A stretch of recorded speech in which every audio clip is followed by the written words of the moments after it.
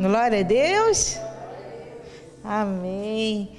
Vamos dar a partida, né, na palavra desse 10º dia. 10º já, né? Começou de manhã, já está de noite, então, né, 10º. Então a gente chegou na metade já da campanha, né? Glória a Deus. Eu quero te convidar a abrir comigo a sua Bíblia em Romanos 12. Abra comigo Romanos 12, versículo 1.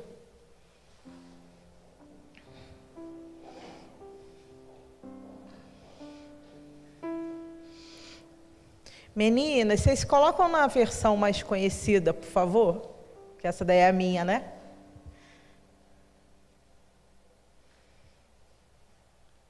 Romanos 12. Achamos? Amém. Espera aí, que estão achando lá também.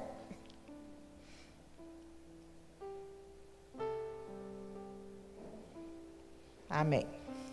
E diz assim: rogo-vos, pois, irmãos, pelas misericórdias de Deus, que apresenteis o vosso corpo por sacrifício vivo, santo e agradável a Deus, que é o vosso culto racional. Versículo 2. E não vos conformeis com este século, mas transformai-vos pela renovação da vossa mente, para que experimenteis qual seja a boa, agradável e perfeita vontade de Deus. Amém? Quero te convidar a fechar os seus olhos, que você possa estender sua mão para cá, abençoando minha vida, e que você possa agora começar a pedir: Senhor, Pai, nessa noite nós estamos na Tua casa, nós estamos na Tua presença, e Deus, o desejo do nosso coração é que essa palavra venha encontrar o nosso coração como uma terra sedenta por mais de Ti. Senhor, que essa palavra liberada no Seu altar nessa noite seja, Pai, para edificar as nossas vidas e nos levar a romper em fé, porque nós entendemos que vai ser de fé em fé e de glória em glória, até que o Senhor venha, em nome de Jesus, amém? Glória a Deus. E aí eu peguei esse versículo, super conhecido, né? E eu quero compartilhar com você um pouquinho sobre ele. E no versículo 2 tem a parte que eu acho que todos nós sabemos de cor, que eu acho que a gente usa até esse trecho nas nossas orações, né? Para que experimenteis qual é a boa, perfeita e agradável vontade de Deus. E quem quer desfrutar da boa, perfeita e agradável vontade de Deus? Todos nós queremos desfrutar da boa, perfeita e agradável vontade de Deus. Porém, aqui no versículo 1, ele traz que é para que eu possa viver a boa, perfeita e agradável vontade de Deus, eu preciso fazer algumas coisas, e eu quero pontuar 3 coisas nessa noite com você. Amém? Primeiro ponto que ele coloca, que aí eu quero começar com você, é: portanto, meus irmãos, por causa da grande misericórdia divina, peço que vocês se ofereçam completamente a Deus como um sacrifício vivo, dedicado ao seu serviço e agradável a Ele.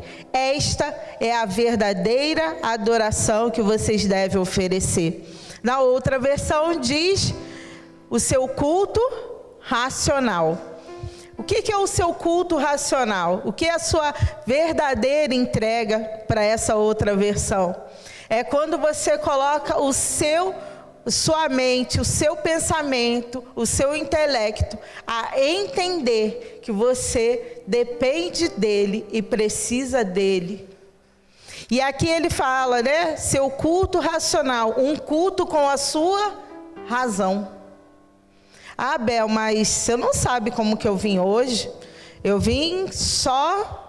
Lá no Rio a gente ia falar só o bagaço. Mas eu não sei se vocês vão entender esse dialeto. Todo mundo entende? Amém? É um dialeto meio diferente, né? Mas falava, eu vim só os pedaços, que eu tô cansada no nível hard. Bispa super jovenzinha. No nível hard.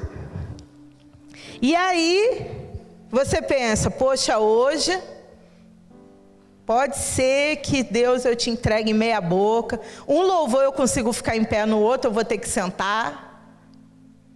Mas o cansaço bate a porta todos os dias?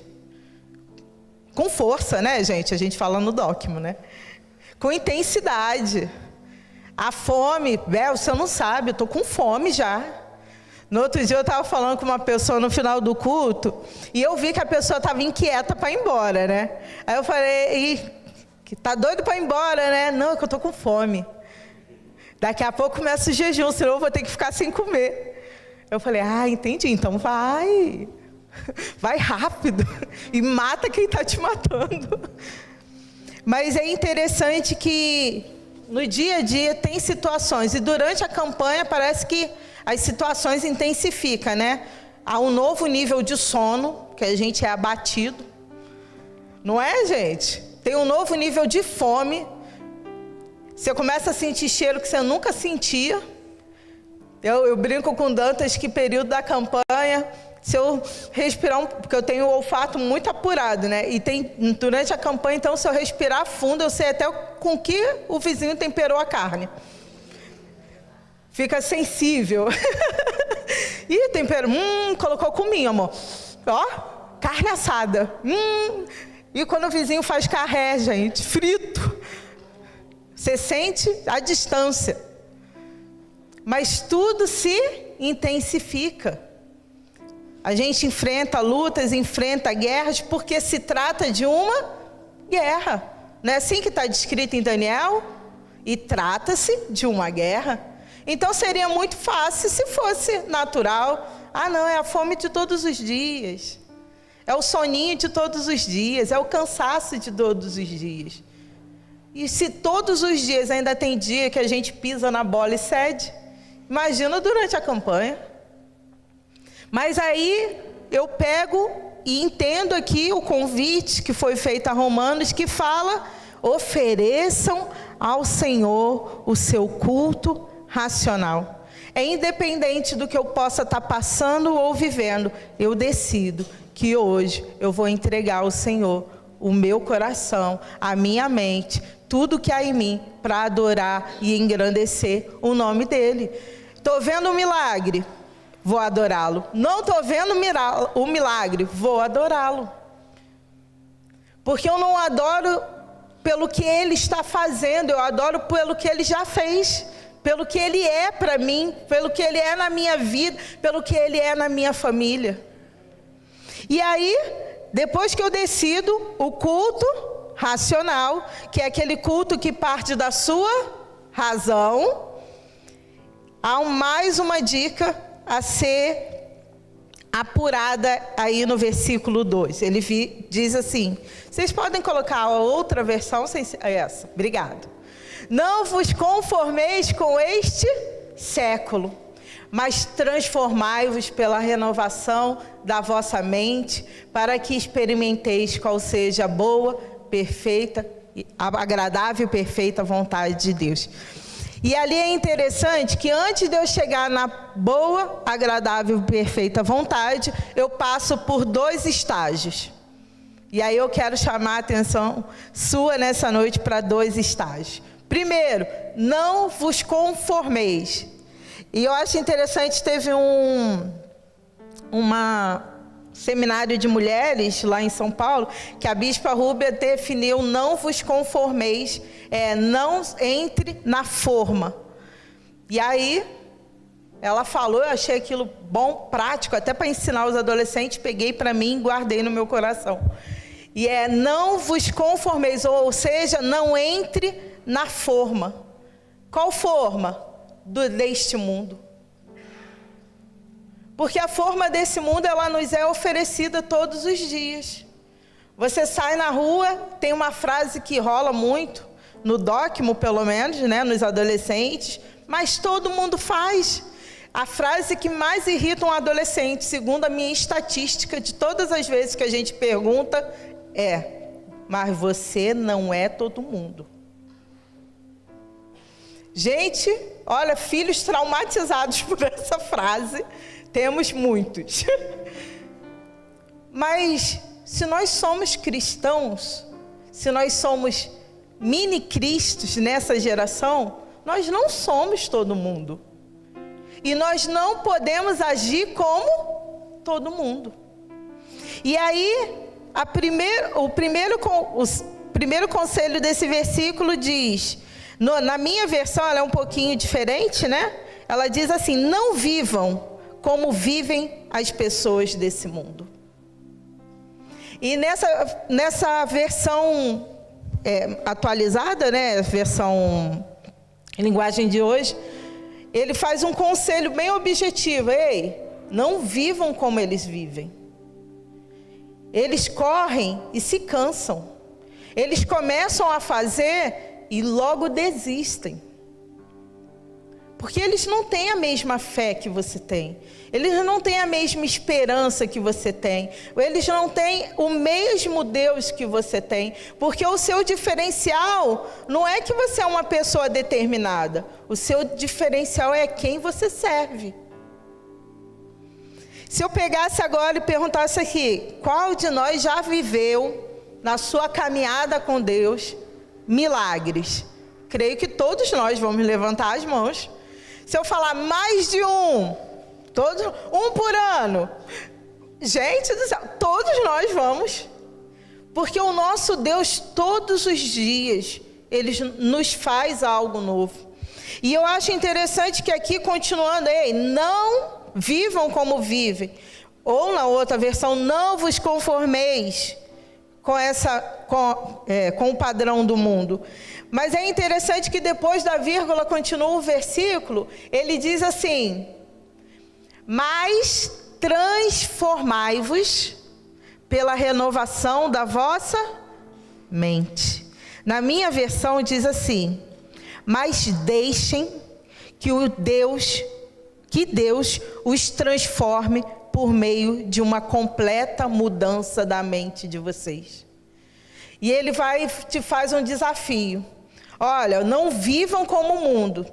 Características que o mundo tem, você vai ter que olhar e falar: isso não me pertence. Porém, você precisa estar atento a permitir, que diz, não, mas deixem que Deus os transforme pela renovação da vossa mente. E é nessa segunda parte agora que eu quero chamar a sua atenção. Mas permitam, mas deixem, mas busquem que Deus possa renovar a sua maneira de pensar. Então vamos pegar agora rapidamente alguns exemplos do que a mente natural, a mente do ímpio, normalmente está cercada, repleta de mentira, injustiça. O que mais que a gente pode colocar? Justiça própria. O povo virou amante de si mesmo. É uma geração, né, que é movida pelas emoções. Está sempre dodói, está sempre lamentando, está sempre lastimando. Por quê? Porque não tem uma segurança, não tem um apoio, então sua alma é quem o influencia. Hoje o sol nasceu, eu estou feliz. Hoje o sol não nasceu, eu não estou feliz. Eles são levados pelas circunstâncias. E aí, continuando, a mente humana tem inerente a ela o medo, a incerteza, a maldade. Algumas até conseguem sobrepor todas essas coisas. E ultimamente você para conversar com algumas pessoas e você fala: meu Deus, não sei nem que fio eu puxo para começar um discipulado nessa vida. De tão embaralhado que está o negócio. Tem até uma discípula que eu brinco muito com ela, que ela sempre fala assim para mim, eu falo para ela: até amanhã. Aí ela fala: até amanhã, se Deus quiser. E assim, eu sou muito tranquilinha, né? Só a cara que é de braba, gente. Eu sou muito legal. E aí, eu ouvi a primeira vez e aquilo mexeu no meu coração. Eu ouvi a segunda vez e aquilo mexeu no meu coração. Na terceira vez eu falei, Deus já quer, né? Você que precisa agora se posicionar, né? Você acha que Ele não quer que você vá no culto? Ele quer. Aí a pessoa falou, ai meu Deus, eu vou contar para o bispo. Não sei se contou, gente. Depois eu pergunto para ele. Mas já estou contando para a igreja toda. Mas por quê? Porque a gente está sempre terceirizando a culpa até. Não, se Deus quiser, eu vou para o culto. Oxe. Você acha que Ele fez um convite, vamos juntos adorar o Senhor, para você não vir? Algo de errado não está certo, como diríamos lá no Rio. E aí, continuando, eu quero te trazer à memória, nem vou abrir por causa do nosso tempo, mas diz, o mundo jaz... Vocês estão acordados, gente? Estou sentindo que o sono bateu. Vou colocar todo mundo para fazer flexão. Vamos lá. O mundo jaz no maligno. Então, onde que está morto, dormindo, apagado, abatido no maligno? O mundo, lá fora. Só que tem até um louvor que a gente canta no Dogma, que a gente fala, eu ando pelo mundo, mas a tua casa é o meu lar. Estou firme na rocha. E como não ser contaminado lá fora? Porque eu, querendo ou não, eu vou conviver com pessoas que não são. Eles vão fazer comentários que não são. E aí, eu sento na roda? Não, é melhor, Bel, para não ter problema, às vezes é melhor não falar. Será que calar também não é sentar na roda? O mundo, o padrão dele é a mentira, é o jeitinho brasileiro. Mas e eu, como padrão do reino? No Dogma a gente tem um lema que a gente fala, Dogmas fomos convidados, né, a fonte também usa, implantar na terra a cultura do céu. Eu, como filho de Deus, eu preciso implantar na terra um padrão. Deus confiou aos seus filhos um padrão. Bel, por que você está falando desses detalhes para poder experimentar a boa, perfeita e agradável vontade de Deus? Porque tempo de campanha a gente escreve a nossa cartela e a gente tem muita coisa que a gente quer conquistar. Eu não sei se o que você precisa conquistar foi igual do apóstolo, né? Que ele falou, não, um caminhão não dá não, isso daí é uma carreta. Eu não sei o que você precisa, o tamanho disso. Eu não sei o que você está buscando, o quanto você precisa. Às vezes tem coisas que são mais, não tem preço, tem um valor. Quantas pessoas têm buscado pela sua casa, pela sua família, a restauração do seu casamento? Isso tem preço? Um filho perdido tem preço, gente? Para quem é pai, para quem é mãe, né? Tem coisa que não tem preço. A gente faria qualquer coisa. E quantas cartelas tem esses pedidos escritos? E você acha que é vontade de Deus a sua família ser conhecida como família bendita do Senhor? Eu creio que é.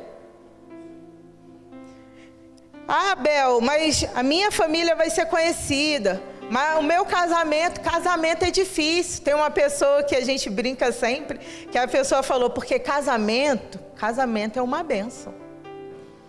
Só que ela fala de um jeitinho tão engraçado, e ela revira os olhos, tipo, só Deus para entender o que para isso dar certo. Mas é porque é fácil, gente? Não. É alguém totalmente diferente, convivendo, compartilhando com você o dia a dia. E aí, eu creio que entra nesse detalhe do boa, perfeita e agradável vontade de Deus. Deus quer que você seja próspero? no seu trabalho? Sim. Porque Deus ele nos chamou e nos comissionou quando Ele deu o título de Filho de Deus, que nós fôssemos luz do mundo.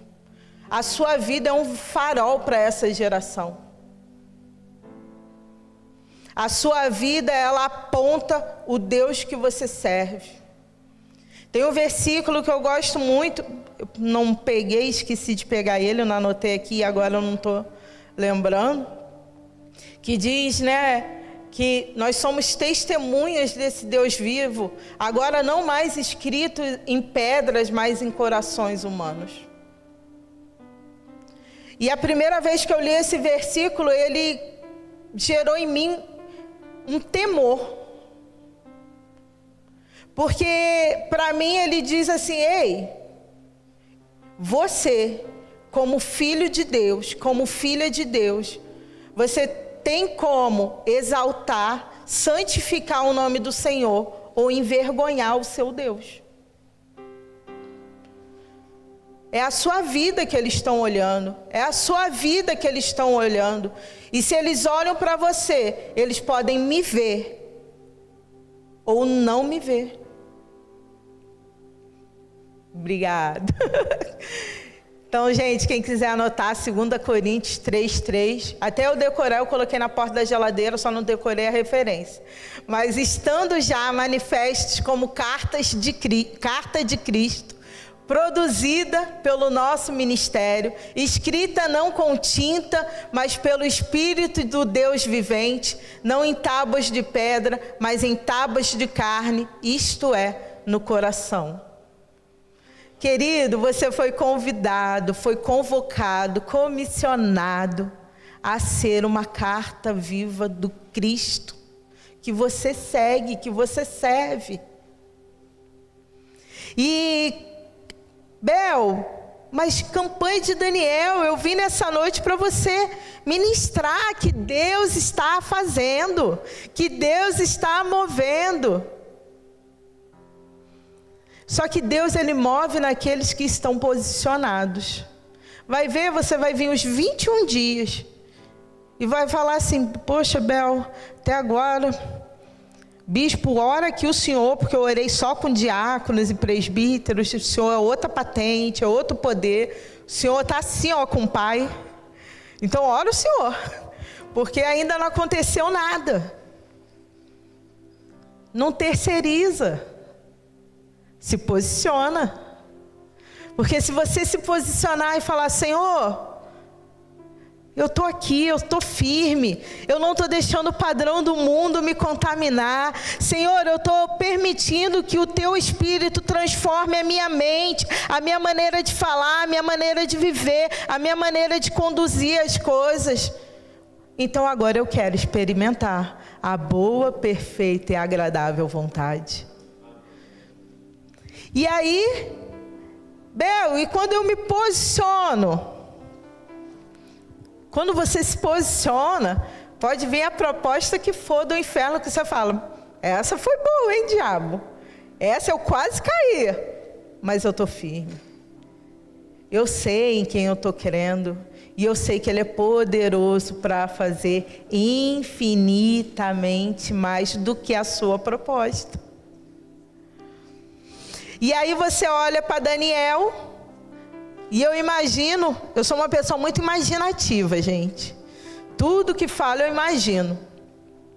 E eu, sempre que eu leio a Bíblia, eu me coloco na cena, né? E eu fico imaginando lá o rei conversando com Daniel e falando: Daniel, tomara que o Deus que você continuamente serve te livre. Que eu não vou poder cancelar o decreto. Não tenho poder para isso. Você vai ter que entrar nessa cova aí. Entra lá e tomara que Deus faça algo por você. E o interessante de Daniel é que o próprio rei consegue identificar que: ei, Daniel, o Deus a quem você continuamente serve. Então, Daniel era um farol da presença de Deus. A conduta de Daniel apontava o Deus que ele servia. Porque o rei chega para ele e fala: o Deus que você continuamente serve, que Ele possa te livrar. Gente, olha o testemunho desse homem. E aí ele entra ali naquela cova, e eu fico imaginando, como eu falei, né, no meu mundo aqui de Bob, tinha um desenho antigo, né, aquele antigo da minha época, gente. Os dogmas é sempre antigo, então o antigo, que tudo que falava para o menininho ele imaginava. E eu consigo imaginar Daniel entrando naquela cova, tudo bem, numa boa, super tranquilo, o rei temeroso, mal sabendo ele que seria testemunha de um milagre, e Daniel entrando lá na cova e falando: a resposta, meu rei, é que eu vivo de milagres. E aí eu estava vendo outras pessoas que a gente poderia estar falando, como eu falei semana passada. Davi, que vai vencer ali o Golias, e Saul tenta encaixar em Davi: não, coloca minha armadura. E Davi fala: não, não. E é interessante que me chama a atenção que Saul tenta colocar a armadura dele em Davi. Só que Davi sabia tanto Deus que ele servia, que ele: não preciso. Não é a armadura do outro que me faz vencer as batalhas, é o Deus que eu sirvo. E aí, eu estava pegando todos esses detalhes e Deus me levou lá em Isaías. Eu quero te convidar a abrir comigo. Isaías, capítulo 40.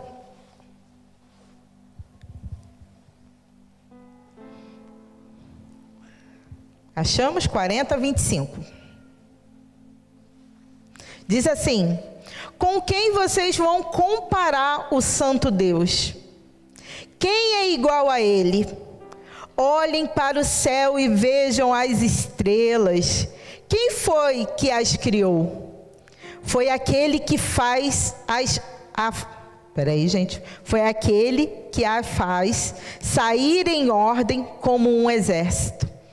Ele sabe quantas são e chama cada uma pelo seu nome. A sua força e o seu poder são tão grandes que nenhuma delas deixa de responder. Esse é o nosso Deus. Esse é o Deus de Daniel. Esse é o Deus que você tem acreditado cada um dos seus pedidos.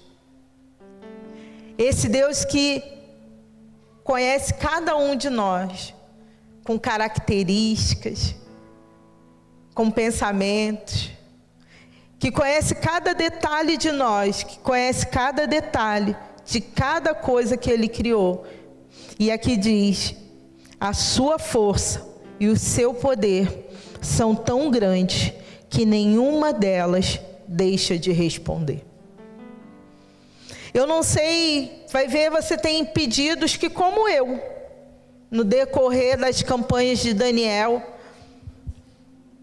eu já tive campanhas que eu fiz, que eu vivi milagres extraordinários.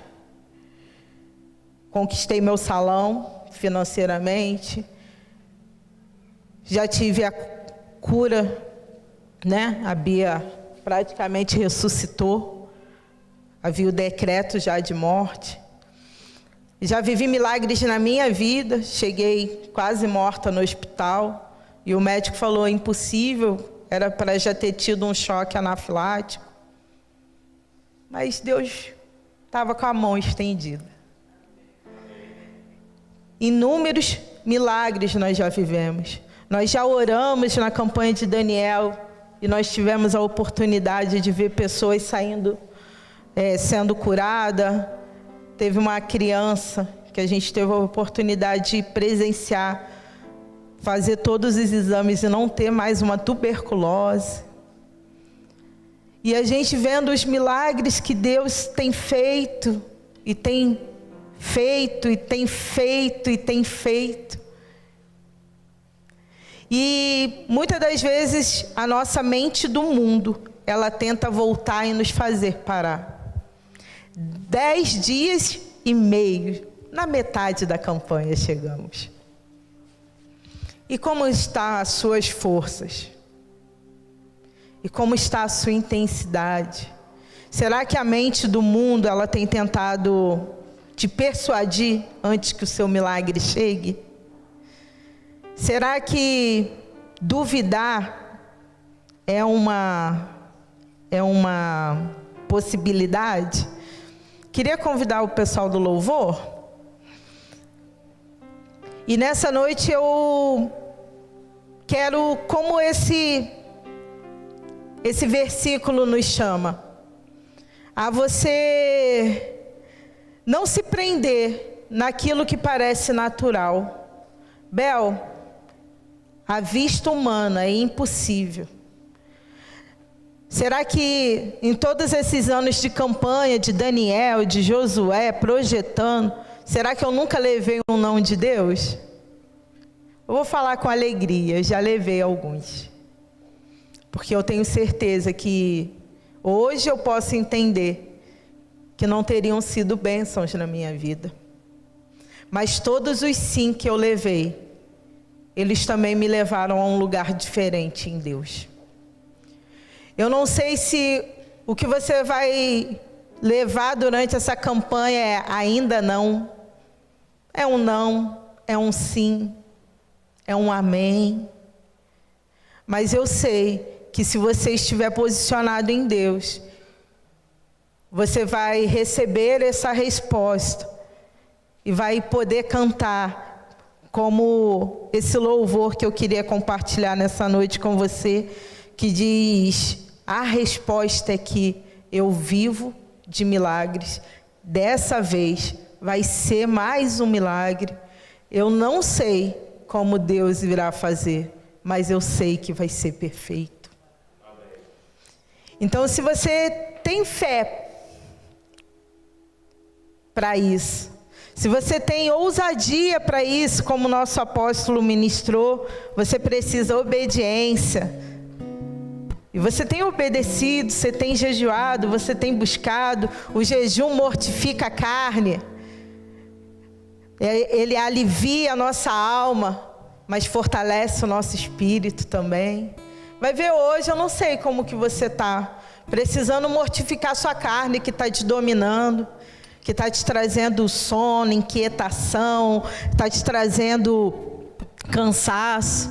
Vai ver, você precisa nessa noite que o que precisa ser aliviado na sua vida é sua alma, que ela está inquieta, ela está abatida, ela está até teimosa.